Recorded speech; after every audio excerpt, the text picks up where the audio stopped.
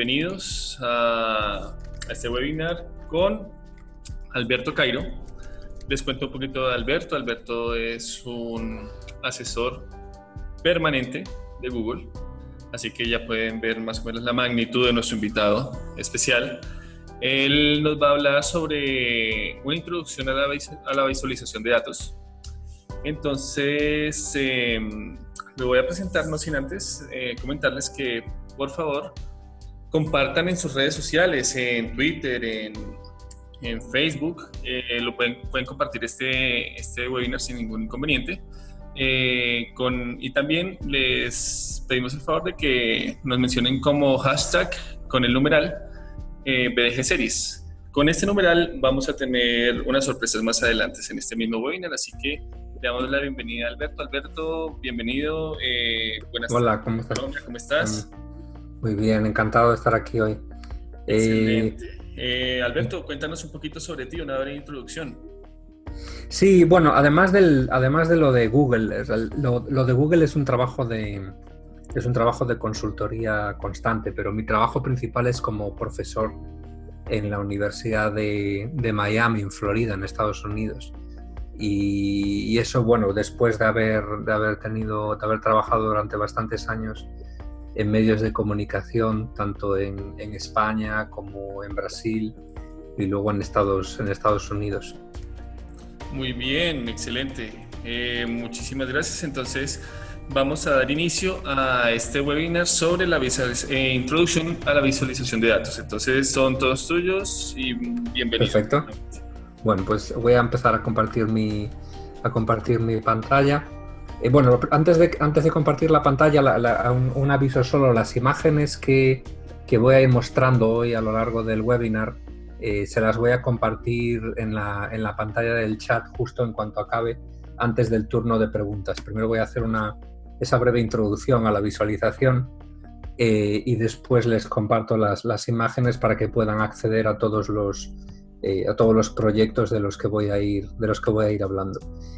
Entonces no se preocupen si no consiguen anotar el nombre de algún proyecto o alguna cosa, porque van a tener acceso a estas imágenes. El texto de las imágenes está en inglés porque básicamente son imágenes que yo uso en mis clases habitualmente, pero bueno, voy a ir traduciendo todo lo que dice para que lo puedan entender sin ningún problema. Voy a empezar a compartir mi pantalla aquí, voy a ampliar mi pantalla y ahí las imágenes van a empezar a aparecer. Bueno, lo primero que me gustaría hacer hoy es darles una pequeña definición de lo que yo llamo visualización. No necesariamente visualización de datos, sino visualización en general, o sea, la palabra visualización, ¿no? En los libros que llevo escrito hasta el momento sobre el mundo de la visualización, yo doy una definición muy amplia de lo que yo considero visualización. Para mí una visualización es cualquier tipo de representación visual cuyo objetivo sea dejarle a una persona o a un grupo de personas ver lo que no pueden ver de forma natural, ¿no? Con el objetivo de permitir la exploración de ciertas informaciones, el análisis de esas informaciones o la comunicación de esas informaciones. Y eso es lo que yo me especializo más, es básicamente en visualización para comunicación. Es decir, una vez que uno tiene ya las informaciones bien contrastadas, cómo presentarlas de forma gráfica a un público. Y eso es en lo que me voy a centrar un poquito más hoy, ¿no? Pero bueno, les decía, la visualización, hay muchos tipos de visualización, ¿no? Hay una visualización, por ejemplo, les voy a enseñar ejemplos ahora mismo, que es más pictórica, que es más basada en figurativa, en imágenes figurativas, ¿no? Por ejemplo, cuando yo empecé mi carrera en el año 1997 en España y empecé a trabajar para diarios, empecé a trabajar, por ejemplo, en el año 2000 en el diario El Mundo, que es el segundo diario por circulación en España, y el tipo de proyectos que hacía es como el que tienen en la imagen en la esquina superior izquierda, que son pequeñas capturas de pantalla de varias visualizaciones figurativas, pictóricas, que yo hice durante aquellos años, ¿no? Estas visualizaciones figurativas, en la jerga de la prensa se las suele llamar infografías, ¿no? Es la infografía, ¿no? La visualización más figurativa, que consiste pues, en explicar eventos, objetos, criaturas del mundo real. Es decir, uno lo que hace es transformar esos objetos en dibujos, en imágenes, en animaciones en 3D, etcétera, para explicar su funcionamiento, para explicar su anatomía, para explicar procesos, etcétera, etcétera, ¿no? Ahora, más tarde, en mi carrera, cuando empecé a dar clase primero y luego me fui a Brasil unos años a trabajar, luego volví a Estados Unidos para continuar enseñando cómo se hacen estas cosas, me empecé a centrar más en otro tipo de visualización. Es decir, por un lado tenemos la visualización más pictórica, más figurativa, y luego tenemos la visualización de datos, ¿eh? La visualización de datos es también visualización, porque el objetivo que tiene la visualización de datos es, de nuevo, permitir al lector que vea más allá de la complejidad de ciertas informaciones y que extraiga de esas informaciones los mensajes más importantes, ¿no? El objetivo es el mismo.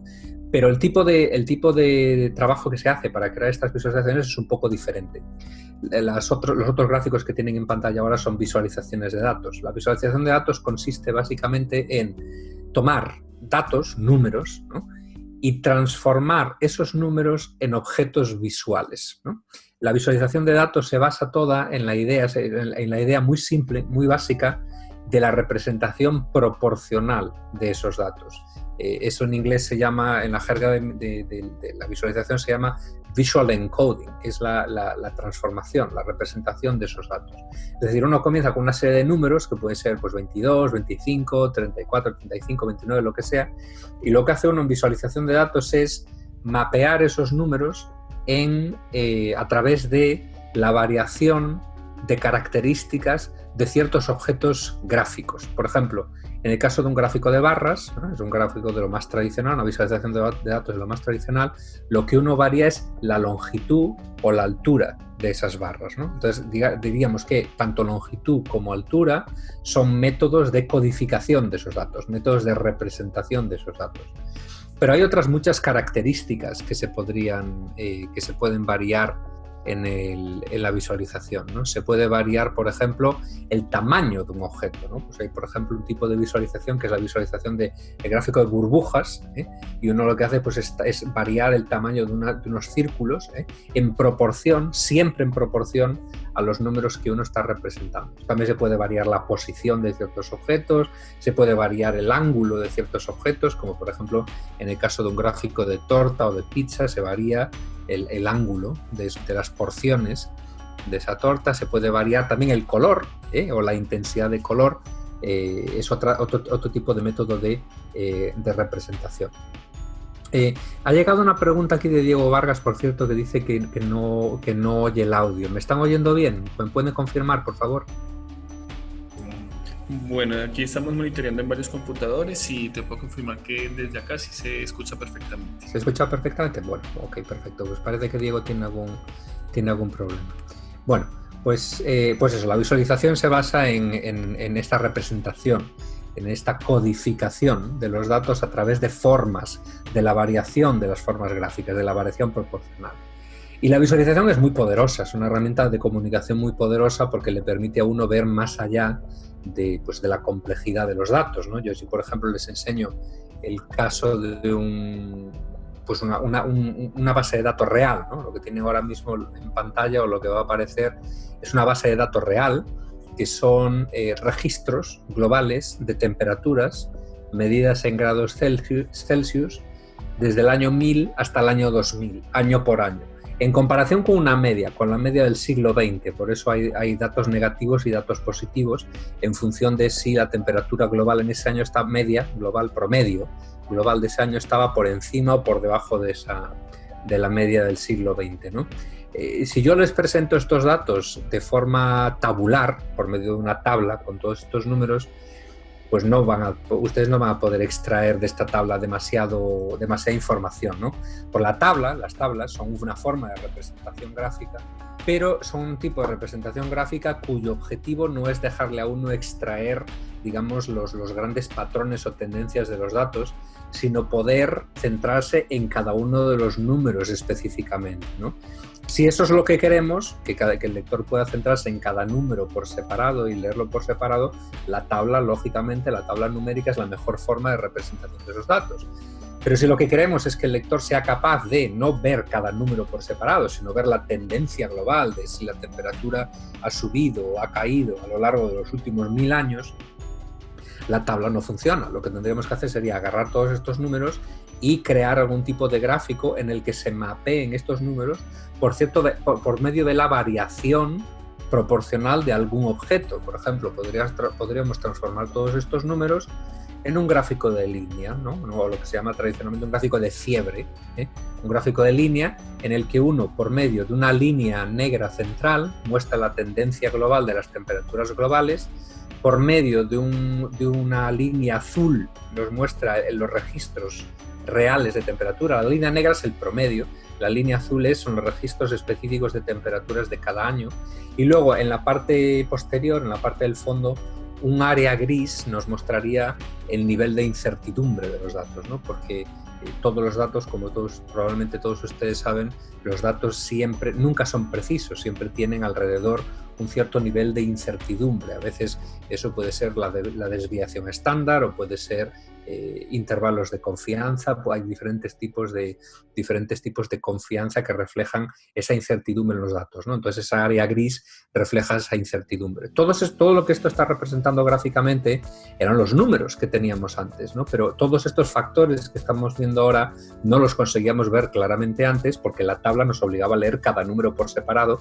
en vez de interpretarlos todos juntos como una imagen unificada, como una transformación de esos números en un objeto gráfico que nos permite extraer las tendencias y los patrones.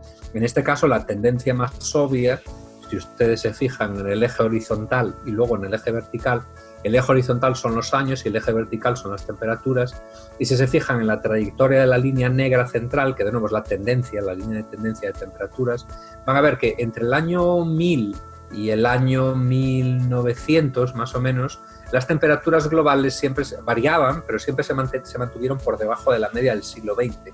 Ahora, una vez que llegamos al comienzo del siglo XX, las temperaturas globales se disparan de una forma muy radical. Esta es una de las visualizaciones de datos, en mi opinión, más extraordinarias que se han hecho probablemente en las últimas 2 décadas o así, ¿no? Es una visualización, un gráfico en Excel, se hizo en Excel, un gráfico muy simple, creado por varios científicos, climatólogos, entre el año 98 y el año 99, y publicado en el año 2001. Se convirtió en uno de los gráficos más famosos y también más polémicos, porque como ustedes saben, aquí en Estados Unidos tenemos mucha gente a la que le encanta negar la evidencia del cambio climático, lo cual pues lógicamente es un absurdo, ¿no? Pero comenzando por el propio presidente, que dice que el cambio climático es una invención china, literalmente, ¿no? Bueno, pues no lo es. O sea, tenemos una enorme cantidad de evidencia que muestra que el cambio climático es real. Entre ello, pues lo que refleja este gráfico, que por cierto se ha reproducido múltiples veces, siempre mostrando la misma tendencia. Una línea más o menos plana en el pasado y de repente llegamos al siglo XX y se disparan las temperaturas, ¿no? Bueno, pues este es el poder de la visualización de datos, el permitirle ver a que uno pueda ver estas tendencias, estos patrones que se esconden siempre por detrás de los números.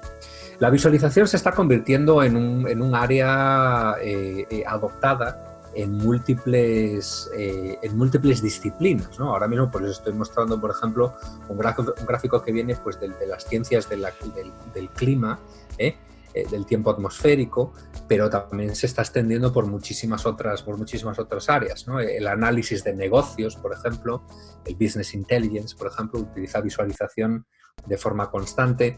Mi propio mundo, el mundo del periodismo, por ejemplo, pues ha adoptado la visualización en las últimas décadas de una forma muy entusiasta. La sociología, los politólogos, todo el mundo los estadísticos, lógicamente, también están usando visualización de forma constante. Y todo esto se debe a una multiplicidad de factores, el motivo por el que la visualización se ha vuelto tan popular en los últimos años. El primero, lógicamente, es porque la visualización funciona. Es decir, cuando un gráfico está bien diseñado y está bien hecho, le ayuda a uno a interpretar los datos de una forma más correcta, ¿no? Ya sea para explorar esos datos, para descubrir posibles historias dentro de esos datos, o bien para comunicar esos datos a otras personas. Pero hay otros factores que también explican la creciente popularidad de los gráficos. Por ejemplo, el papel de ciertos pioneros o de ciertos popularizadores. Por ejemplo, mi popularizador favorito es el profesor Hans Rosling, Si ustedes no han oído hablar nunca de Hans Rosling, les aconsejo que visiten la página web que es gapminder.org. Hans Rosling, que por desgracia falleció hace algunos meses, era un profesor de salud pública en el Instituto Karolinska en Suecia, y en mi opinión es uno de los grandes comunicadores de este siglo y del pasado siglo. Es decir, era un señor que se educó como médico, trabajó como doctor durante muchísimos años en naciones muy pobres en África, tratando enfermos y también recogiendo datos de epidemias, de enfermedades, etcétera, y luego visualizando esos datos, ¿no? Trabajó en Zimbabue, creo, en Mozambique y en otros países, y luego al cabo de una carrera, después de una carrera muy larga, se volvió a vivir a Suecia y empezó a desarrollar herramientas de visualización, y empezó a hacer también una herramienta, por cierto, que se llama Gapminder, como su propia página web. Y después se dedicó también a dar charlas y conferencias en vivo, ¿no? en las que él se integra con las visualizaciones de datos. Bueno, pues el motivo por el que le recomiendo el trabajo de Hans Rosling es no solo porque yo creo que es uno de los grandes pioneros que han ayudado a popularizar la visualización de datos, sino porque también les puede servir de inspiración. Es decir, dentro de la página web de Hans Rosling, Gapminder, van a poder ver las charlas que él dio a lo largo de los años, y van a ver lo entretenidas que son. Es decir, él consigue transformar datos que de otra forma serían simplemente números fríos, y consigue crear historias a partir de esos datos y basadas en la evidencia, y con un entusiasmo y una alegría y una felicidad a la hora de explicar los datos que es absolutamente contagiosa. Entonces es un buen ejemplo, yo creo, de cómo presentar de forma eficaz los datos cuando uno tiene, por ejemplo, que hacer una presentación interna dentro de una empresa, pues cómo hacerlo de una forma más vivaz, no de una forma aburrida, ¿no? Pero hay otros factores también que contribuyen a la popularización de la visualización, y es el incremento que se ha visto, que yo veo en los últimos años también en los medios de comunicación.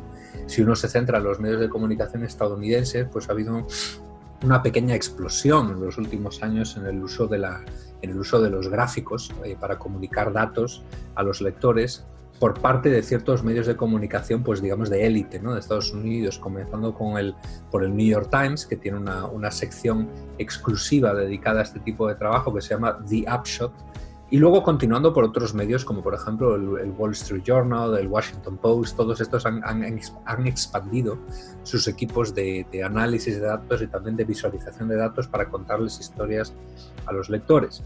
538, Vox.com, son todo, Quartz, por ejemplo, son todos medios de comunicación que también usan visualización con mucha regularidad. Y lo hacen no porque simplemente a los editores o los dueños de estos diarios les gusten los gráficos, aunque eso puede también ser un factor, sino porque han comprobado que los gráficos funcionan. Cuando un gráfico, un mapa de datos, un gráfico estadístico, etcétera, está bien diseñado y trata de algún tema interesante para los lectores, esos gráficos se vuelven muy populares, acaban atrayendo una atención enorme por parte de los lectores. De hecho, si ustedes ven alguno de los proyectos más populares publicados por el New York Times en los últimos años, por ejemplo, van a ver que son visualizaciones de datos, son gráficos explicativos, ¿no? Y la visualización también está ganando premios de gran importancia, ¿no? Por ejemplo, en los últimos años los premios Pulitzer han sido otorgados en ocasiones a visualizaciones de datos. Por ejemplo, en 2015 el Washington Post recibió un premio Pulitzer, creo que por servicio público, gracias a una visualización de datos, que es la que tienen en pantalla ahora, que trata sobre cuánta gente murió en el año 2015 a causa de tiroteos con la policía o siendo abatidos por la policía. Ustedes saben probablemente que en Estados Unidos tenemos un gran problema con violencia policial, principalmente contra minorías en ocasiones, ¿no? Pues el Post decidió hacer una especie como de base de datos visual de las personas que murieron a causa de un tiro o de un disparo de la policía. Y es una visualización de datos. Usted tiene todos los datos ahí, puede filtrar de diferentes formas, ver persona por persona, verlo por estado, etcétera, etcétera. No estoy abriendo ninguno de estos proyectos, por cierto, porque como les dije antes, cuando acaba de hablar, dentro de un poquito, para abrir un turno de preguntas largo, les voy a compartir estas imágenes para que puedan hacer clic en todos estos vínculos y visitar todos estos proyectos, ¿no? Otro premio Pulitzer, también en los últimos años, lo recibió un medio más local de aquí de Florida, que se llama el Tampa Bay Times, gracias a un proyecto que se llama Failure Factories, que es como fábricas de fracaso, sería la traducción, ¿no? Y es un proyecto que trata sobre cómo la segregación racial de las escuelas en la región que cubre el Tampa Bay Times ha llevado también a una segregación en el desempeño de los estudiantes. Es decir, que en el pasado el distrito escolar donde está el Tampa Bay Times estaba bien integrado racialmente. En todas las escuelas había niños de todas las razas, hispanos, negros, blancos, etc. Y la calidad de las escuelas era más o menos bastante equivalente, ¿no? Pero por ciertas políticas que se empezaron a aplicar, no recuerdo exactamente los detalles, estas escuelas se empezaron a segregar más. Es decir, los niños afroamericanos o negros empezaron a ir a unas escuelas, los niños blancos empezaron a ir a otras escuelas y como consecuencia muchas escuelas empezaron a empeorar en los rankings nacionales, principalmente aquellas escuelas que tienen más minorías, ¿no? Es un proyecto muy interesante, es un proyecto de narración visual, no solamente de visualización de datos, sino también de cómo transformar, les puede dar inspiración de cómo transformar unos gráficos estadísticos en una narración paso a paso para contar una historia muy compleja a una audiencia, ¿no? Y luego, otro factor que yo creo que también es muy importante para explicar la creciente popularidad de la visualización de datos es la disponibilidad de herramientas. Es decir, en el pasado, yo cuando empecé mi carrera, por ejemplo, pues había pocas herramientas para crear este tipo de trabajos y eran herramientas que en muchos casos eran de pago, eran herramientas propietarias, no de código abierto, sino propiedad de ciertas empresas y eran muy caras, era caro acceder a estas herramientas, ¿no? Hoy el panorama es completamente diferente. O sea, yo en mi trabajo diario, por ejemplo, continúo usando algunas herramientas de pago, algunas herramientas que hay que comprar, como por ejemplo las herramientas de la compañía Adobe, por ejemplo el Adobe Illustrator o Adobe Illustrator lo continúo usando, pero luego muchas otras herramientas que yo uso para mi trabajo son gratuitas o de código abierto o las dos cosas, ¿no? En mi propia página web, por ejemplo, tengo una sección y les proporciono el link en la imagen, tengo una sección en la que pongo tutoriales pues de muchas herramientas que yo utilizo para ciertas cosas, ¿no? Y entre ellas van a haber muchas que son gratuitas. Hay una o dos que son propietarias. Por ejemplo, yo continúo usando Excel para análisis básicos de datos no demasiado amplios y de nuevo continúo usando Illustrator de Adobe para hacer diseños, ¿no? Para hacer el diseño final, la composición final de mis visualizaciones y el estilo final de mis visualizaciones. Pero luego el resto de herramientas que tienen esta especie como de galaxia interconectada de herramientas que tengo en este diagrama, la mayoría de ellas o todas ellas son gratuitas o de código abierto o las dos cosas. Por ejemplo, el lenguaje de programación R, que yo uso para ciertas cosas, es un lenguaje de programación de código abierto con una comunidad muy activa, muy entusiasta, que está constantemente añadiendo nuevas capacidades a la herramienta, ¿no? Insight, que es una herramienta que menciono en alguno de estos paneles, Insight es una herramienta de análisis visual por medio de visualización de estadística, que es gratuito también, fue creado por estudiantes y profesores de la Universidad de Auckland en Nueva Zelanda y es una herramienta muy sencilla de usar y es gratuita, uno se la puede bajar y usarla, ¿no? Y todo esto, el hecho de que haya tantas herramientas y que sean, no todas ellas, pero bastantes de ellas, relativamente sencillas de usar y de aprender, ha llevado también a que más y más gente empiece a interesarse por la visualización de datos y a usarla todos los días. Probablemente ustedes hayan oído hablar de otras muchas herramientas que no están listadas en esta imagen. Tal vez algunos de ustedes usen, por ejemplo, Power BI de Microsoft o Tableau de Tableau Software. Son otras herramientas que tienen versiones gratuitas y luego tienen versiones también de pago, ¿no? Bueno, pues esas herramientas también han contribuido también a esta explosión de la visualización, ¿no? Y la forma en la que yo las uso para mis gráficos, sobre todo para gráficos estáticos, está explicado en este pequeño diagrama que explico con más detalle en mi página web, ¿no? Pues yo uso ciertas herramientas para generar gráficos base, ¿no? Y luego les doy el estilo final se los doy en Adobe Illustrator para luego poder exportarlas desde Adobe Illustrator bien como un PDF para publicarlo como gráficos estáticos o bien como un HTML, porque Illustrator tiene capacidades de exportación como HTML y como SVG para poder publicarlo en la web, ¿no? Para darles un ejemplo, por un ejemplo muy rápido, esto es una imagen, un gráfico estadístico generado por medio del lenguaje de programación R, y en el lado derecho pues tienen el gráfico resultante de ese pequeño pedacito de código.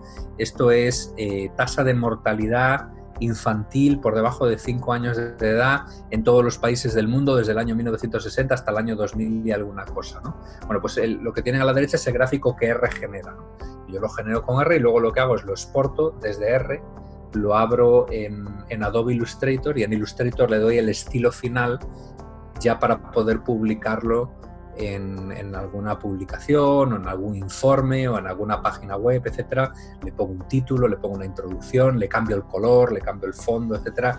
Le doy esa parte más de diseño gráfico para que el gráfico sea más presentable desde el punto de vista del aspecto visual. Bueno, pues este proceso, crear un gráfico como este hace 20 años, por ejemplo, cuando yo empecé mi carrera, habría llevado muchísimo tiempo porque las herramientas no eran complejas, eran caras, etcétera. Hoy en día crear un gráfico como este tan simple pues es casi absolutamente trivial, ¿no? Ahora, además de las herramientas, también hay que hablar un poco de principios, ¿no? Las herramientas son solamente una parte de cómo crear un gráfico. Alberto, Dime. Alberto, qué pena contigo. Voy a hacer una intervención pequeñita porque nos está generando un errorcillo pequeño ahí que te está tapando una partecita de la... Sí. Ah, mira. Ok, perfecto. Ahí está. Era la de las preguntas y respuestas. Ah, era de las preguntas y respuestas. Perfecto. Bueno, listo. Y sí, también aprovecho para decirle a los asistentes que por favor estén atentos al chat, que estamos, digamos, compartiendo una información muy interesante para ellos y de promociones con lo que nosotros estamos hablando del hashtag BG Series. Así que muchísimas gracias, Alberto. Puedes continuar. Ok, perfecto. Bueno, pues en esta segunda parte les quería hablar un poco más de principios, ¿no? De principios de visualización básicos, ¿no? Lógicamente, en 15 o 20 minutos no les voy a poder explicar todo lo que se necesita saber para crear una visualización, pero por lo menos sí darles algunos principios generales que yo creo que deben guiar el diseño de cualquier gráfico que uno quiera mostrarle a un público, ya sea un público dentro de una empresa o al público en general, a la ciudadanía en general, ¿no? Esos principios básicos se pueden resumir en cuatro puntos, ¿no? En 4 puntos muy sencillos y fáciles de entender. El primero de ellos es que una buena visualización tiene que estar basada en datos confiables, lógicamente. Y esto, pues bueno, cuando lo explico a veces parece como algo muy obvio, ¿no? Porque, bueno, claro, lógicamente voy a usar gráficos que están bien, ¿no? No voy a usar datos. No voy a usar datos que están equivocados, ¿no? Pero como probablemente todos los que estén en la audiencia hoy sepan, aquellos que tengan sobre todo un poco de formación en estadística, conseguir datos confiables o generar datos confiables es complicado. Es decir, uno tiene o verificar los datos que uno obtiene, ¿no? Cuando uno va, por ejemplo, a una fuente o una empresa que proporciona datos, es importante pues ver la confiabilidad de esa fuente y luego pues también ver los datos para ver si están bien o están mal, ¿no? Pues este proceso es fundamental, ¿no? Y precede la creación de cualquier gráfico, ¿no? que podamos crear. En segundo lugar, un gráfico que esté destinado a presentarse a una audiencia tiene que estar bien diseñado, es decir, tiene que ser bonito, tiene que estar bien, tiene que usar bien la tipografía, el color, la composición. la jerarquía visual, etcétera, es un principio muy importante y que a veces este segundo principio se olvida un poco en ámbitos como, por ejemplo, la ciencia, la estadística, etcétera. Yo he observado durante bastantes años que los científicos, los estadísticos, etcétera, científicos de diferente tipo, tienden a obviar un poco el diseño, tienden a pensar que el diseño gráfico es simplemente embellecer las gráficas, ¿no? Y que es como una especie como de algo secundario. Bueno, yo voy a mostrar solamente mis datos, y voy a mostrarlos bien, y luego, si me da tiempo, hago que el gráfico sea más elegante, ¿no? Pues eso es un error. Aquí es muy importante, de la misma forma que cuando uno escribe un paper académico, por ejemplo, e intenta escribirlo de forma clara, elegante, bien estructurada, etcétera, pues un gráfico es algo muy parecido, es una herramienta retórica, ¿no? Entonces uno tiene que poner un poco de esfuerzo en crear algo que sea, desde el punto de vista visual, elegante y sofisticado. El punto número 3 también es muy importante, lógicamente. Una vez que atraemos la atención de los lectores, no podemos frustrarles, hay que mostrar la información de una forma clara y de una forma profunda también. Y ahí viene el punto número 4. Hay una gran confusión, yo creo, en múltiples ámbitos, que lleva a alguna gente a pensar que una visualización de datos es una forma de simplificar informaciones. Y a mí no me gusta mucho el verbo simplificar. Yo prefiero usar el verbo aclarar. Y luego les voy a explicar por qué con un ejemplo, pero se lo anticipo ya. Cuando uno piensa solo en simplificar, uno piensa únicamente en reducir la cantidad de datos que uno le va a enseñar al público. Y a veces esa es la mejor estrategia, reducir la cantidad de datos para que el lector pueda entender las cosas de forma rápida. Pero a veces, cuando uno simplifica, sobre todo cuando uno simplifica en exceso, acaba mostrando algo que es completamente engañoso, y porque no incluye una cantidad adecuada de datos para que el lector se haga una composición del lugar, para que entienda la información de forma correcta. Y esto se lo voy a ilustrar con este ejemplo que viene a continuación. Fíjense. Este es un gráfico, una tabla, que apareció en Twitter hace algún tiempo, y que bueno, es una simplificación de datos, se entiende perfectamente, muy simple, muy básica y también muy engañosa. Es un gráfico que nos muestra cuál fue la tasa de desempleo en los primeros 100 días de cada una de estas presidencias, ¿no? Pues con el presidente Trump tenemos una tasa de desempleo. En los primeros 100 días de la presidencia Trump había una tasa de desempleo del 4,5%, con el presidente Obama en sus primeros 100 días la tasa de desempleo es 9%, con el presidente Bush en los primeros 100 días la tasa de desempleo es 4,4% y luego con el presidente Clinton es 7,1%. Bueno, esto es muy claro, ¿no? Se ve claramente, se lee perfectamente, pero claro, es sumamente engañoso.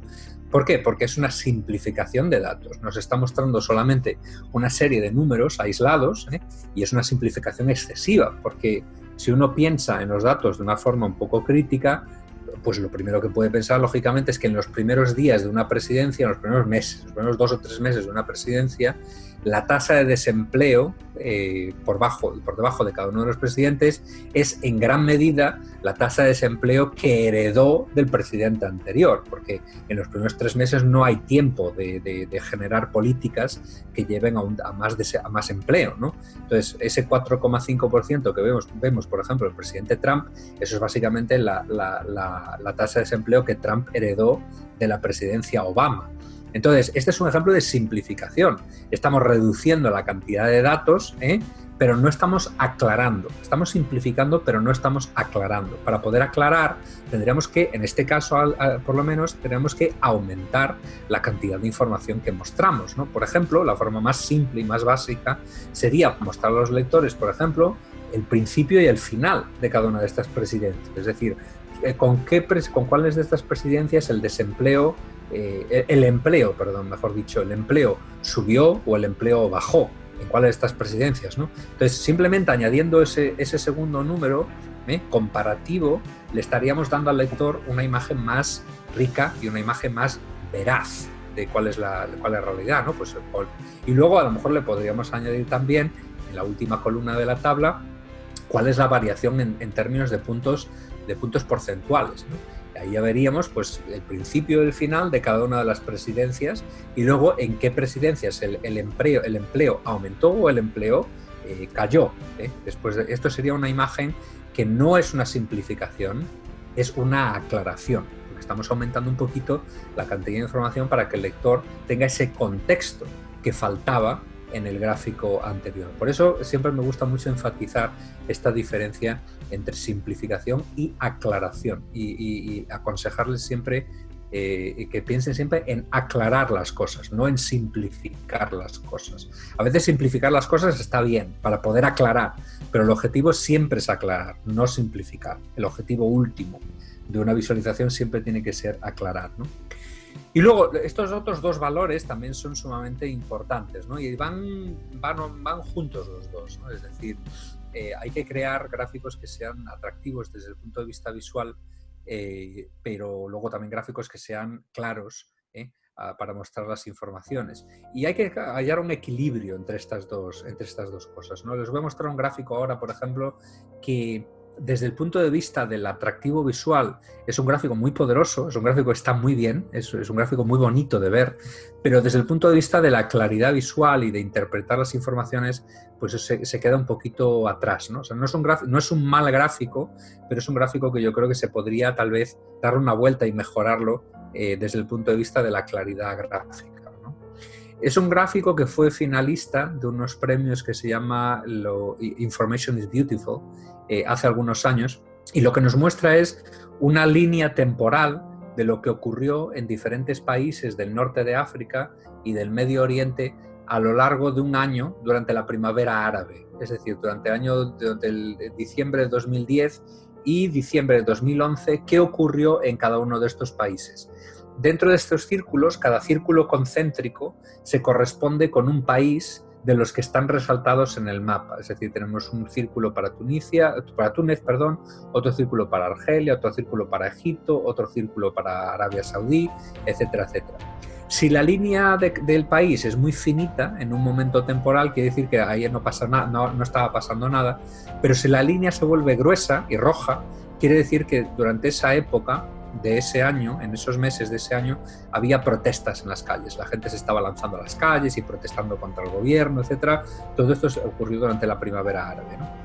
Y luego, la intensidad de color de cada una de las líneas es proporcional al número de víctimas por estas protestas en cada uno de estos países. Y después, el puntito, al final de cada una de las líneas, le indica al lector qué ocurrió al final de cada una de estas protestas, ¿no? Si el gobierno se cargó las protestas, o si hizo concesiones a los protestantes, o si el gobierno cambió completamente, ¿no? Después de las protestas. Bueno, pues este gráfico desde el punto de vista visual, desde el punto de vista del atractivo visual, es espectacular. Yo cuando lo dije, bueno, qué interesante, ¿no? Está muy bien diseñado, ¿no? Desde el punto de vista visual está bien diseñado. Entonces, el punto número 2 que les comentaba antes, yo creo que es muy satisfactorio desde ese punto de vista. Pero ahora, un gráfico o una visualización no es algo que simplemente se tenga que ver. Hay que leerla para ver si la visualización está bien o no. Y leer este gráfico se vuelve un poco complicado, porque si, por ejemplo, usted quiere ver qué pasó en Egipto, va a tener que enfocar su mirada en Egipto y luego seguir con su mirada el círculo de Egipto hasta llegar al otro lado, para ver en qué época de este año hubo protestas en Egipto. Y eso es muy complicado de hacer solo con sus ojos. Es decir, resulta mucho más fácil leer el gráfico si uno usa un dedo. Habría que poner el dedo en Egipto y luego dar la vuelta todo alrededor del círculo para poder llegar al final de la línea de Egipto en diciembre de 2011. Y esto pues es un gráfico que desde el punto de vista de la lectura es bastante ineficiente. Es decir, si un gráfico a uno lo obliga a usar un dedo para poder leerlo, pues no es una visualización demasiado eficaz, ¿no? Entonces, lo que habría que pensar sería cómo podremos hacer el gráfico un poco más claro para que el lector no tenga que usar sus dedos para ver los países, ¿no? Y yo lo que propondría en este caso sería, por ejemplo, simplemente hacer que las líneas fuesen rectas, en vez de que fuese un círculo, dado que estamos hablando de una línea temporal, pues hacer que el gráfico sea completamente lineal, poner simplemente los países y luego una línea horizontal, sería el equivalente simplemente de desenrollar el círculo anterior, transformando las líneas circulares anteriores en líneas rectas, porque si hacemos esto, el lector ya no tiene por qué usar sus dedos para poder seguir la línea de cada uno de estos países, ¿no? Se ve inmediatamente, ¿no? Es decir, el diseño los voy a poner uno al lado de otro, es decir, la versión original y el rediseño, ¿no? El rediseño es más feo que el original. El original es un gráfico bien diseñado, espectacular, etcétera, pero que resulta un poco complicado de leer, por lo menos en mi opinión. El segundo gráfico, el rediseño, es menos bonito, sacrifica un poco de esa belleza visual del original, pero resulta más claro para la lectura. Y este es el equilibrio que yo les decía antes, que yo creo que hay que conseguir siempre que uno haga una visualización. Hay que hacer algo que sea al mismo tiempo atractivo desde el punto de vista visual, y que mantenga, por ejemplo, en este caso, alguna de las características que hacían al gráfico original atractivo, pero al mismo tiempo que sea claro, que se pueda entender más o menos bien. Y luego que sea eficiente. Desde el punto de vista, lo que quiero decir con eficiente en este caso sería desde el punto de vista del aprovechamiento del espacio. El gráfico original es un gráfico gigantesco, es decir, para poder contarnos qué pasó en cada uno de estos países necesita un espacio gigantesco. El rediseño es prácticamente la mitad del tamaño del gráfico original, o incluso un poquito menos. Lo que quiere decir que eso libera un montón de espacio en la parte inferior que podríamos aprovechar para profundizar un poco más en la historia, por el motivo que les decía antes, porque un gráfico no es una visualización no es una forma de simplificar, es una forma de aclarar. Y hay muchas cosas aquí que se podrían aclarar. Por ejemplo, si ustedes no saben mucho de estos países, pues a lo mejor la pregunta que les viene a la cabeza es ¿y por qué estaban protestando? ¿No?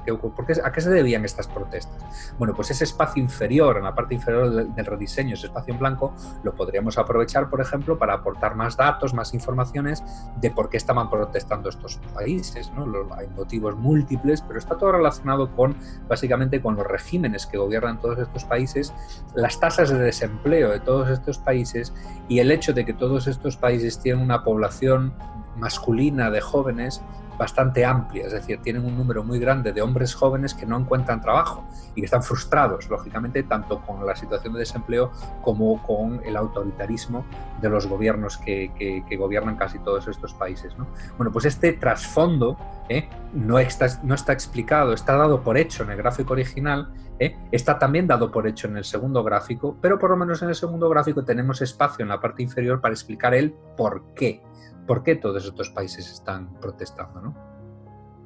Y esta discusión me lleva a la última parte de la charla hoy, que es una especie como de pequeña guía muy rápida, algunas recomendaciones de cómo elegir las mejores maneras de codificar los datos, es decir, qué tipos de forma gráfica podemos usar dependiendo del tipo de historia que queramos contar o dependiendo del tipo de tendencia o patrón que queramos que los lectores vean en nuestros datos, ¿no?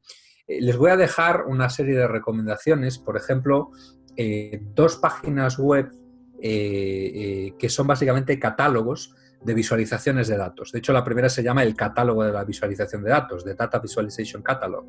Esta página web de Data Visualization Catalog es una página que contiene pues, todos esos vínculos. Cada uno de esos círculos azules es un vínculo en el que uno puede hacer clic y cuando hace clic, pues cuando uno presiona, pues le aparece un artículo sobre cómo usar un gráfico de barras, cómo usar un histograma, cómo usar un gráfico de línea, en qué circunstancias usar un gráfico de torta, cómo usar un gráfico de dispersión. Es decir, son tanto una página como la otra, que es muy parecida, Essentials se llama la segunda página. Las 2 páginas son sumamente útiles para poder aprender más sobre visualización, ¿no? Ahora, hay muchísimos más recursos, ¿no? Y yo lo que uso a veces es un poco también de sentido común, ¿no? El sentido común al que me refiero es que es simplemente recordar que hay ciertos gráficos o ciertas formas gráficas que se adaptan mejor, si volvemos, por ejemplo, a lo que les estaba contando antes, voy a pasar esta imagen de aquí.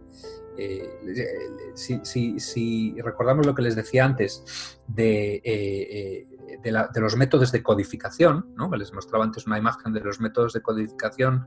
La forma de elegir entre estos métodos de codificación sería preguntarse básicamente ¿para qué es este gráfico? Es decir, ¿qué quiero que el lector extraiga de este gráfico, ¿no? O qué quiero que el lector sea capaz de hacer con este gráfico. Es decir, quiero que el lector pueda comparar cosas, quiero que el lector pueda ver variaciones a lo largo del tiempo, quiero que el lector vea la relación entre 2 variables, quiero que vea la distribución de una variable, quiero que vea la distribución geográfica de esa variable, cada una de esas actividades o cada uno de esos objetivos se puede conseguir mejor con algunos tipos de gráficos que con otros tipos de gráficos, ¿no? Y eso es un poco en lo que esas páginas web que les mostraba antes les podría ayudar.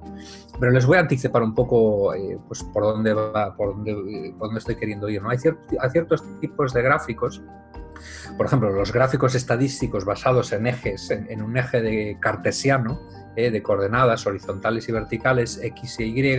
Este tipo de gráficos son los gráficos que mejor le permiten a uno hacer estimaciones, hacer cálculos, percibir las cosas con más precisión. Es decir, el mensaje es que siempre que uno quiera, por ejemplo, que un lector sea capaz de comparar pues diferentes variables de una forma muy precisa, es mejor usar algún tipo de gráfico en el que todos los objetos estén medidos en función de esos dos ejes. Por ejemplo, el gráfico de barras, ¿no? Si uno quiere que el lector consiga ver de forma muy precisa, de forma rica y de forma profunda la relación entre dos variables cuantitativas, por ejemplo, pues habría que usar un gráfico de dispersión, porque, de nuevo, ese gráfico también está basado en ejes de coordenadas que le permiten a uno comparar y percibir las relaciones entre esas dos variables de forma muy precisa. Y siempre que queremos precisión es mejor usar este tipo de gráficos basados en ejes de coordenadas. Ahora, hay otro tipo también de métodos de codificación que les comentaba antes. Por ejemplo, les hablaba antes de los métodos de codificación. Uno de ellos pues, es el tamaño de objetos, ¿no? El tamaño de objetos o los colores de los objetos, ¿no? Este tipo de métodos de codificación, el tamaño, el color, etcétera, no le permiten a uno percibir las cosas de forma muy precisa, pero funcionan muy bien generalmente cuando lo que uno quiere no es precisión, sino darle al lector como una especie como de visión global de los datos, ¿no? Y este es un ejemplo que a mí me gusta mucho mostrar en mis clases, es un gráfico que viene del diario The New York Times mostrando los resultados de las elecciones presidenciales en 2008. Y como pueden ver, lo primero que van a ver ahí es un mapa muy grande con círculos y colores que le muestra a uno pues dónde ganaron los demócratas, eso es el color azul, o dónde ganaron los republicanos. Y luego el tamaño del círculo es proporcional a la diferencia de votos en favor del partido que ganó. Es decir, este mapa no se creó para que uno pueda comparar Nueva York con Miami, Miami con San Francisco, San Francisco con Seattle, Seattle con Portland. No se creó para eso. Se creó para que el lector pueda ver dónde se concentran los demócratas, dónde se concentran los republicanos desde el punto de vista geográfico y tener una especie como de impresión global de dónde hay más o dónde hay menos, pero de una forma imprecisa. Es decir, lo que importa en este tipo de gráfico es esa imagen global, no tanto la precisión. Si uno quisiese la precisión, si uno quisiese, por ejemplo, que el lector fuese capaz de ver un ranking de los condados de Estados Unidos en función del voto demócrata, primer condado, segundo condado, tercer condado, etcétera, y luego poder comparar el voto demócrata en todos esos condados, es mejor no hacer un mapa, porque el mapa no le ayuda a uno a cumplir ese objetivo. El mapa solamente le da la impresión global de los datos. Si uno quiere ver ese ranking y la comparación más precisa, ahí habrá que hacer algún tipo de tabla o de gráfico de barras, de que pongamos el primer condado, el segundo condado, etcétera, y luego su tasa de votos, su nivel de voto por parte de los demócratas. Esto es el motivo por el que les recalco esta idea, es porque yo a lo largo de mi carrera he visto gente, y me ha ocurrido a mí, nos ha ocurrido a todos, vemos algún tipo de base de datos, por ejemplo, una base de datos que tiene un componente geográfico, e inmediatamente decimos, ¿tiene componente geográfico? La mejor forma de representar los datos es un mapa. No, pues no, a veces el mapa no es la mejor forma de representar datos que tienen un componente geográfico, porque tal vez el objetivo que uno tiene no es mostrar patrones geográficos, el objetivo que uno tiene es crear un ranking. Entonces el mapa no funciona para eso, ya que es una tabla, ¿no? O uno ve, por ejemplo, datos que suman 100% y uno se apresura, por ejemplo, a crear un gráfico de torta o de pizza o de tarta, ¿no? Se llama de diferentes formas en diferentes países, ¿no? Este ejemplo que les estoy mostrando es un ejemplo ficticio basado en datos inventados, ¿no? Que yo creé para ilustrar un problema que yo me he encontrado multitud de veces durante mi carrera, ¿no? Pues un cliente o un colega o lo que sea, o yo mismo, porque a mí me ha pasado también esto, veo que tengo unos datos que suman 100%, inmediatamente me pongo a crear un gráfico de tarta, ¿no? Y no me pregunto para qué es el gráfico, ¿no? Y les voy a explicar qué es lo que quiero decir. Este gráfico ficticio muestra, vamos a suponer, por ejemplo, que uno hace una encuesta en la universidad y le pregunta a 1000 estudiantes cuál es su estilo de música preferido, ¿no? Si prefieren pues el rock, o la samba, o el hip hop, o el reggaetón, o la música country, o la música clásica, etc. Y uno hace esa encuesta primero en el año 1994 y obtiene los resultados que tenemos en el gráfico de tarta del año 94, es decir, 35% de los estudiantes les gusta el rock, 25% de los estudiantes les gusta samba, al 20% de los estudiantes les gusta el hip hop y el rap, etcétera, y etcétera, etcétera, ¿no? Y luego hacemos la misma encuesta en el año 2014 y obtenemos los resultados, que vemos en la segunda gráfica de tartas, en la que, por cierto, yo he ocultado los números. ¿Por qué he ocultado los números? Bueno, porque si yo a ustedes no les muestro los números, les aseguro que les va a resultar muy, muy difícil comparar la tarta de 2014 con la tarta de 1994. Es decir, es posible ver, lo único que se ve bien es que el rock se ha vuelto más popular, es decir, el rock creció en popularidad entre el año 94 y 2014. En 2014 el rock ocupa una porción mucho mayor de la tarta de lo que ocupaba en el año 1994. Pero ahora, intente ver, por ejemplo, si la samba es más o menos popular que en 1994, en comparación con 2014. Es dificilísimo de ver. O el hip hop es más popular o menos popular. ¿El reggaetón es más popular o menos popular? Bueno, pues este es un ejemplo de lo que pasa cuando uno selecciona la forma gráfica de forma automática. ¿Todo suma 100%? Pues voy a crear un gráfico de tarta, ¿no? O uno deja que el programa de computador que uno está usando tome decisiones, ¿no? Eso es lo peor que uno puede hacer, dejar que el programa tome decisiones. Tenemos que ser nosotros quien obliga a la herramienta a tomar las decisiones que nosotros queremos en función de lo que debemos mostrar. Y lo que debemos mostrar en este caso está explícito en el título, porque el título dice cómo las preferencias musicales cambiaron en las últimas 2 décadas. Y este tipo de gráfico no muestra cambio. Este tipo de gráfico muestra partes de un todo, pero no nos deja ver cambio. Si lo que queremos es ver cambio, tendríamos que mostrar cambio. Por ejemplo, por medio de un gráfico de línea, en el que primero tenemos en el eje horizontal, tenemos primero el año 94, luego tenemos el año 2014, el eje vertical es el porcentaje de estudiantes que dicen que les gusta más cada tipo de música, y luego las líneas, la pendiente de las líneas, nos muestra pues, si un estilo de música se ha vuelto más popular o menos popular. Este es un gráfico que muestra cambio, es decir, siempre que uno va a mostrar datos por medio de un gráfico, tiene primero que preguntarse ¿para qué es ese gráfico? O sea, ¿cuál es el objetivo de ese gráfico, ¿no? Alberto. Y ahora dime. ¿Cómo estás? Mira, aquí Melba nos está preguntando una cosita pues, muy interesante que nos dice, ¿cómo las funciones entre el ojo y el cerebro humano influyen en tener buenos gráficos? ¿Tú qué opinas de eso? Dime de nuevo, Dice, ¿cómo las funciones entre el ojo y el cerebro humano influyen en tener buenos gráficos? Eso llevaría muchas horas a responder. Tengo en mi primer libro, en el arte funcional de Functional Art, tengo toda una sección que trata sobre eso, ¿no? Sobre cómo lo que sabemos sobre la percepción visual y la cognición visual nos puede ayudar a crear mejores gráficos, ¿no? Un ejemplo básico solamente, ¿no? El hecho de que, por ejemplo, los gráficos que están basados en ejes horizontales y verticales sean los mejores para cuando queremos que los lectores sean capaces de calcular las cosas con precisión, eso está basado en el funcionamiento del propio cerebro, es decir, por la evolución, nosotros hemos evolucionado para poder estimar de forma muy precisa cosas que vemos en un paisaje, ¿no? El tamaño de diferentes cosas sobre un paisaje más o menos horizontal.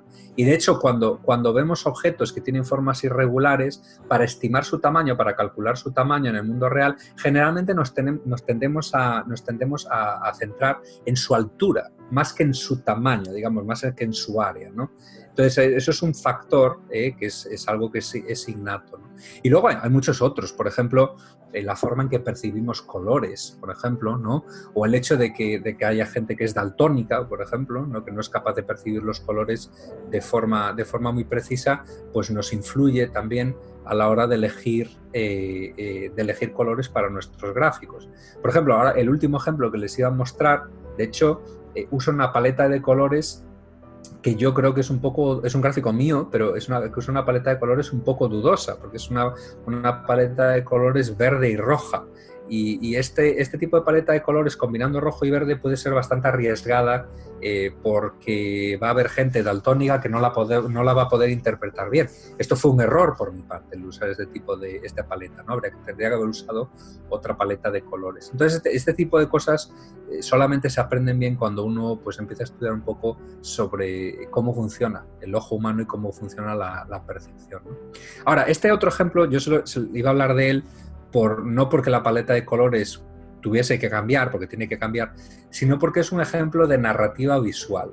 Lo último que les quería dejar hoy como idea para pensar en el futuro, para plantearse en el futuro, es que cuando uno va a contarle a los lectores datos, cuando uno va a contar una historia basada en datos, no basta simplemente con representar los datos y dejárselos a los lectores, sino que es bueno crear alguna especie como de narrativa, de estructura que guía a los lectores a través de la estructura de ese gráfico, a través de la historia que uno quiere contar, ¿no?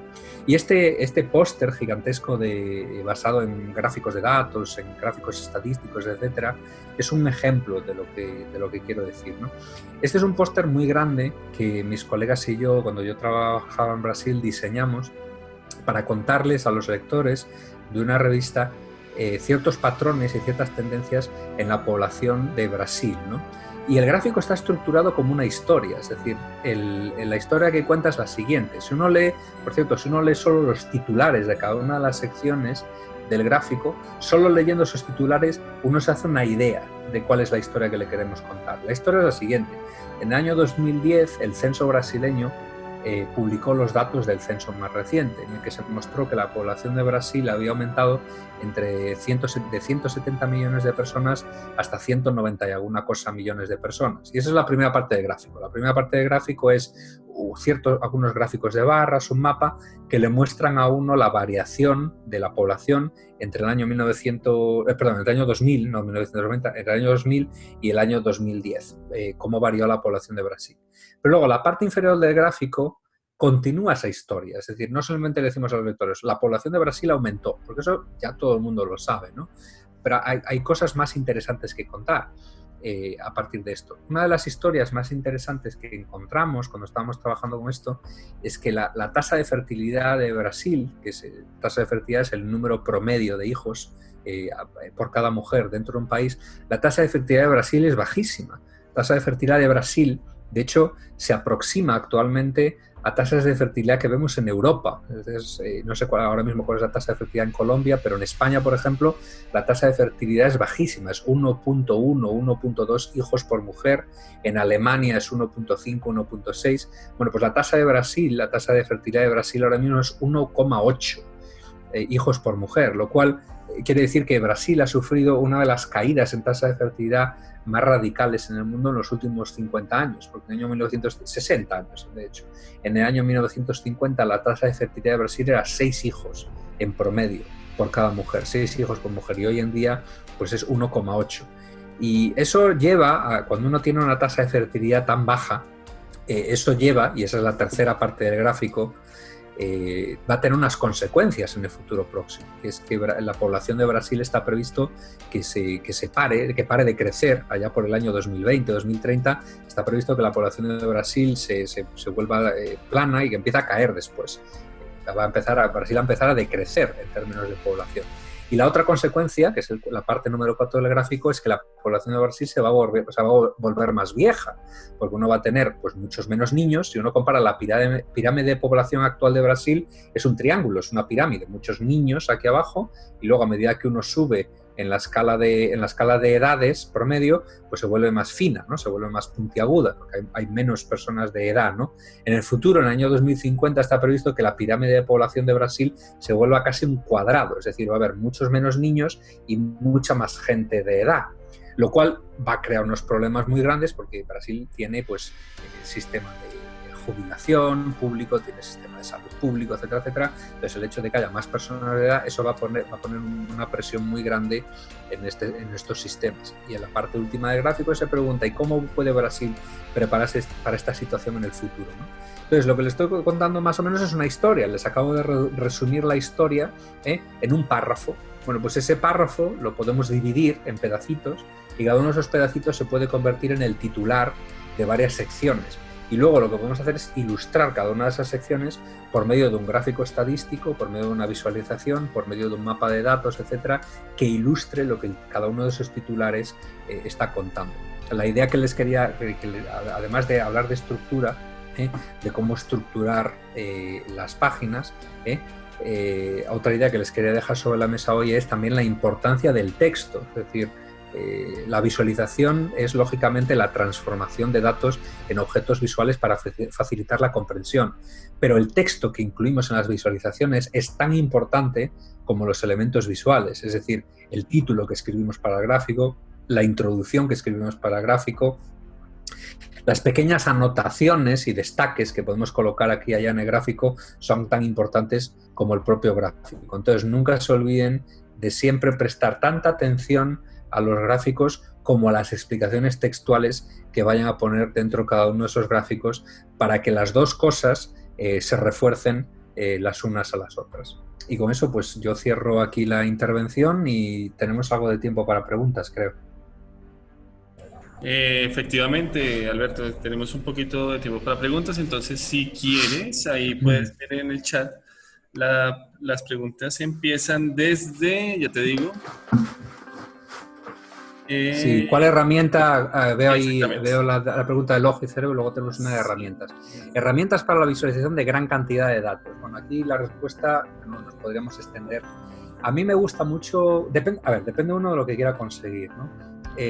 Para visualizar grandes cantidades de datos, de negocios, por ejemplo, hoy en día herramientas como Tableau o como Power BI de Microsoft o como ClickView, por ejemplo, son estándares, por lo que yo sé, en el mundo de los negocios. Yo personalmente no suelo trabajar con cantidades gigantescas de datos, pero si lo tuviese que hacer, a lo mejor lo haría a través del lenguaje de programación R, pues que en teoría sería capaz de absorber grandes cantidades de datos y visualizarlos, ¿no? Dependiendo lógicamente de la capacidad de procesamiento de la computadora. Pues no tengo una respuesta muy concreta, depende mucho del objetivo que uno tenga. Me preguntan también si mi opinión sobre Power BI. Pues sí, yo la he usado y Microsoft me invitó algunas veces a hablar con ellos para darle un feedback sobre la herramienta. A mí me parece una herramienta interesante, me parece que está bien, tiene bastantes capacidades que son bastante interesantes. Tiene una peculiaridad, por ejemplo, de una herramienta dentro de Microsoft Power BI que le da a uno ideas de cosas que puede buscar en los datos, ¿no? O sea, fíjate, hay un outlier aquí o hay una tendencia interesante en estos datos, etcétera. Pero para mí Power BI es muy parecido con respecto a las capacidades que tiene. De nuevo, es parecido a Tableau, es parecido a ClickView. Todas estas herramientas yo no sabría muy bien distinguir entre todas ellas porque para lo que yo hago básicamente hacen lo mismo, ¿no? Entonces no tengo una preferencia exclusiva, ¿no? Trabajar con equipos interdisciplinarios en el diseño de dashboards. Bueno, ¿cómo trabajar con ellos? Sería parecido, yo creo, a trabajar con equipos interdisciplinarios de visualización dentro de una redacción periodística. Lo más importante es tener esa capacidad, primero, un equipo que sea realmente multidisciplinar, es decir, personas con diferentes especializaciones, pero que al mismo tiempo todas ellas tengan un conocimiento fundamental de lo que las otras personas hacen. Es decir, en equipos en los que yo he trabajado, por ejemplo, no había nunca el caso de que una persona supiese muchísimo de mapas pero nada absolutamente del resto de cosas, ¿no? Todo el mundo tenía una especie como de conocimiento básico de todas las áreas o todas las herramientas y de todos los conceptos relacionados con el tipo de trabajo que hacíamos, ¿no? Pero luego cada uno tenía una especialización concreta, ¿no? Pues uno era pues, un poco mejor en programación, otro era un poco mejor en mapas, otro era mejor... Pues el mismo concepto se puede aplicar, yo creo, a equipos de análisis de datos que trabajan en la creación de dashboards. Es importante tener a alguien que tenga una buena idea de cómo funciona la visualización de datos, lógicamente, es decir, alguien que sepa mucho de cómo elegir formas gráficas, de interfaces de usuario, etcétera, etcétera, para crear dashboards que sean usables. Pero luego, claro, uno tiene que tener también en ese equipo alguien que sepa, que sea un buen analista, es decir, que sepa qué quieren decir esos datos, porque eso es fundamental para luego poder mostrarlos. Y luego liderazgo, un líder, una cabeza, un jefe de departamento que sea capaz de coordinar todos esos talentos, todos esos esfuerzos y que también tenga esa visión general comprensiva de todas estas áreas, ¿no? ¿Plan de estudios para visualización de datos en la universidad? Pues no tengo un plan de estudios ahora. En mi página web de functionalart.com, lo voy a poner aquí en el chat, en la página en la esquina superior derecha tengo algunos tutoriales y eso les va a dar una idea de cómo yo estructuro algunas de mis clases. Pero no tengo realmente un programa online ahora mismo que les pueda compartir, ¿no? Por cierto, les voy a compartir las imágenes antes de olvidarme, que les voy a mandar aquí el vínculo a las imágenes que les he estado mostrando. Es este segundo link que les voy a mostrar. Vamos a ver qué más preguntas por aquí. Creo que están dando tantas que me he perdido. Vamos a ver, equipos multidisciplinarios, plan de estudios, herramienta recomendada para encontrar relaciones entre conceptos y palabras usadas en las definiciones. Pues la verdad es que no lo sé. No sé, yo no soy especialista en visualización textual. He usado herramientas de análisis textual y de análisis cualitativo. Por ejemplo, hay una herramienta de análisis cualitativo que yo usé en el pasado que se llama en vivo, la letra N y luego vivo, pero no sé si es exactamente lo que está buscando. R, el lenguaje de programación R, tiene librerías especializadas en el análisis textual. Entonces, tal vez, no sé, yo iría a lo mejor y de hecho hay libros también de análisis textual por medio de R, ¿no? Consejo para un diseñador que quiere enfocar su carrera en visualización de datos, skills para desarrollar. Bueno, si uno tiene ya una base en diseño gráfico, se supone que uno ya tiene unas ciertas habilidades con tipografía, color, composición, incluso experiencia de usuario, navegación, etcétera, web design. Eso ya lo asumo, ¿no? Es importante que el diseñador desarrolle una cierta capacidad crítica con respecto a los datos, es decir, que aprenda de estadística, básicamente.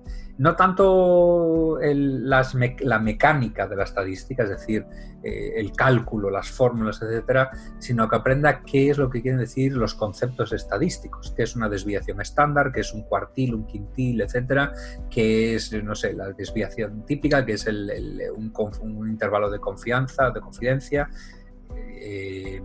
todos estos conceptos que son fundamentales para poder entender o analizar estos datos, ¿no?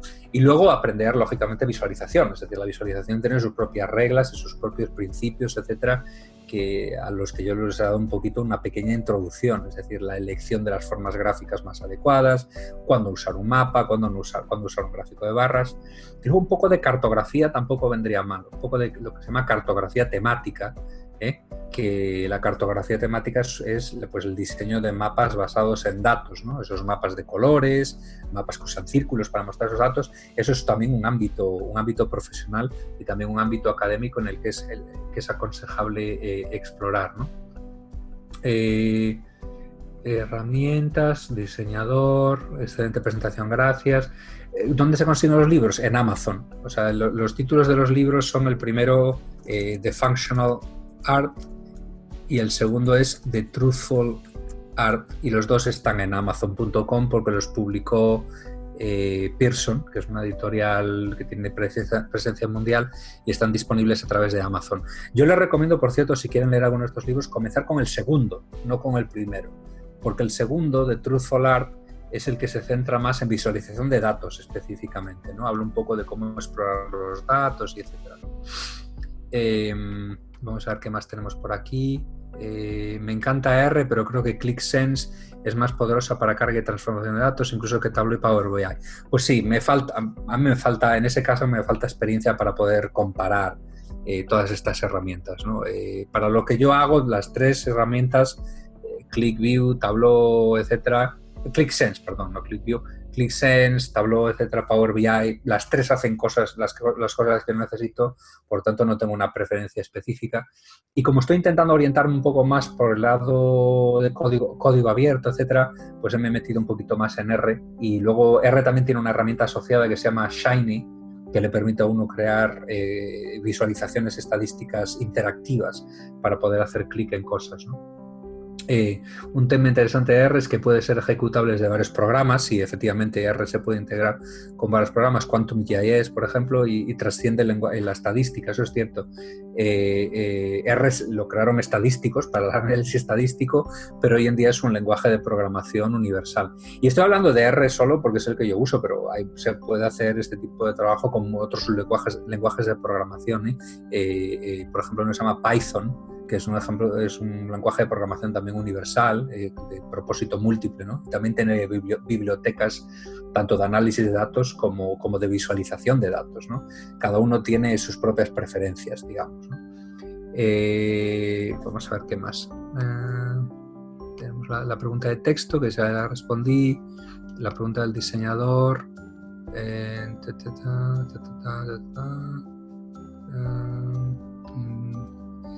¿Un diseñador UX debería aprender código para hacer visualización de datos? No necesariamente. Yo, por ejemplo, yo no tengo un conocimiento gigantesco de, por ejemplo, de JavaScript o de D3, D3 es la biblioteca de JavaScript que se usa habitualmente para hacer visualización de datos. Uno puede hacer visualizaciones de datos muy eficaces sin necesidad de código. Es decir, hay herramientas, por ejemplo, con interfaces de usuario que uno puede usar para hacer estas visualizaciones. Ahora, si uno puede aprender código, es mejor aprender código, o en paralelo, uno puede ir usando las herramientas para ciertos proyectos, pero en paralelo ir aprendiendo un poco de código.